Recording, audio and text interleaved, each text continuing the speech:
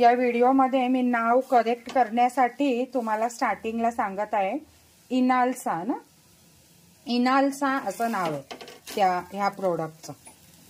तर त्यामुळे आधी तुम्हाला सांगते आणि आता पुढे तुम्ही व्हिडिओ बघा. हा बेसनचा पोळा फूड प्रोसेसरमध्ये इझी पद्धतीने बनवला.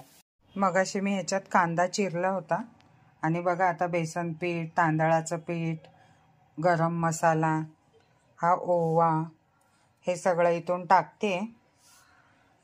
पाणी घेतलेलं आहे आणि तो कांदा आता वायाला जाऊ नये म्हणून अचानक आमच्या दोघांना भूक नाही आहे, त्यामुळे स्वयंपाकाचा प्लॅन कॅन्सल झालाय. तर हे मला म्हणतात की त्याचा बेसन पोळा करून टाक. तर म्हटलं बेसन पोळा करू. पाणी टाकून थोडंसं मॅश करून घेऊ, कारण महत्त्वाचं आहे कांदा वायाला जाऊन न देणं म्हणून. तर थोडंसं पाणी टाकून अजून मॅश करून घेते. हे म्हणे त्याच भांड्यात कर, कशाला भांडे खराब करते, आणि मग त्याचंच काढून टाक झाकण.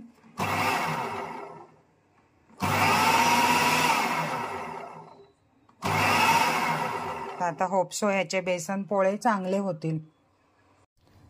हिंग टाकला नव्हता, हिंग टाकते. इथे एक झाकण आहे असं, ते काढायचं. हल्ली सगळ्यांकडे फूड प्रोसेसर असतो. पहिले मिक्सर बरोबरच असतो, पण माझा मिक्सर जो आहे ना तो ह्याच्यावर चालतो, म्हणजे इन्व्हर्टरवर पण चालतो. म्हणून मी इन्व्हर्टरवर चालणाराच फूड प्रोसेसर घेतला. लाईट गेली तर उपयोगी पडेल. आणि इथे सांडव झालेली आहे.